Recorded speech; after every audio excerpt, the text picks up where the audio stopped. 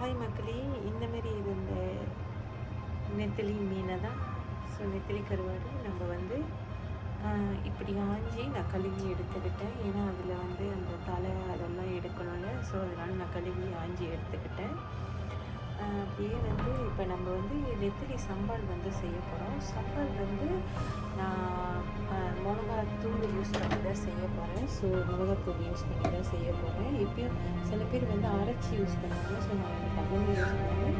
மிளகாத்தூள் தான் யூஸ் பண்ணி செய்ய போகிறேன். ஏன்னா சிம்பிளாக செய்ய போகிறேன். டக்குனு செஞ்சு சாப்பிட்லாம் அப்படின்னு சொல்லி கொஞ்சமாக வெங்காயம் எடுத்துக்கிட்டேன், கொஞ்சம் தக்காளி எடுத்து வச்சுக்கிட்டேன்.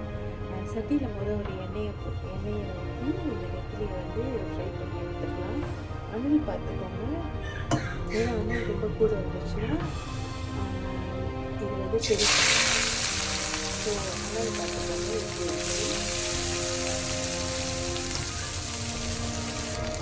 இதுதான் மக்களே அப்படியே ஃப்ரை பண்ணி எடுத்தாச்சு. நல்லா ஒரு ஃப்ரை ஆச்சு. ஸோ அப்படியே எடுத்துட வேண்டியது. ஹலோ மக்களே, அந்த கொஞ்சம் எண்ணெய் விஷயம் ஸோ அந்த எண்ணெயில் வந்து மசாலா வந்துட்டு கருப்புலையும் நம்ம போடணும். ஸோ கருப்புலையும் நம்ம போயிட்டு வந்துட்டு அப்படியே நல்லா வதக்கிட்டு தக்காளியை போட்டுறாங்க.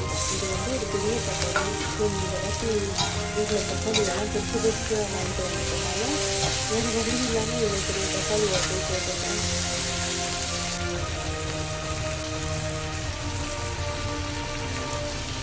கொஞ்சம் தேவையான அளவு அளவுக்கு போட்டுக்கோங்க. எனக்கு ரொம்ப போடுவாங்க.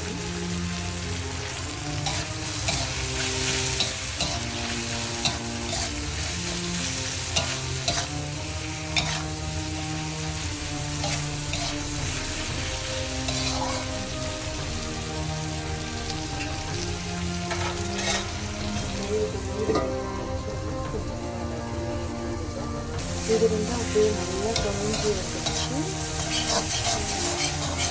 இந்த ஸ்டேஜில் நம்ம மிளகாத்தூள் போட்டுக்கலாம்.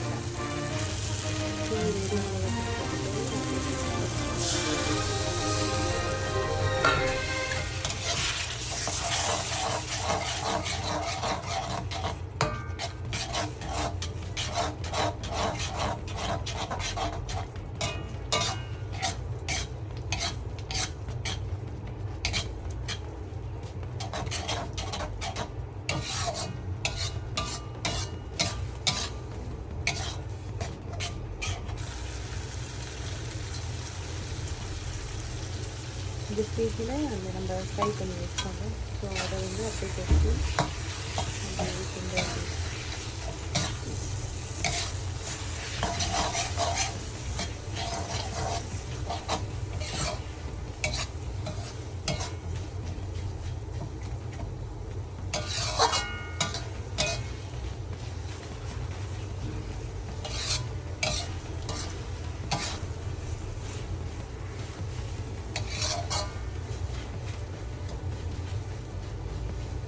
இது அப்படியே அனல் வந்து பரவாக வச்சுட்டு விட்டுற வேண்டியதான்.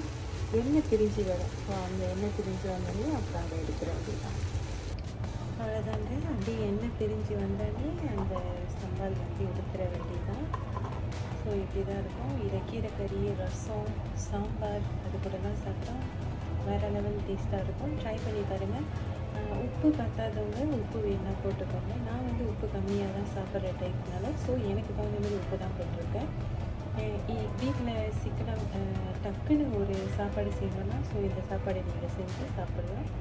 என்னோடய சேனலை லைக் பண்ணுங்கள், ஷேர் பண்ணுங்கள், சப்ஸ்கிரைப் பண்ணுங்கள். நன்றிகள்.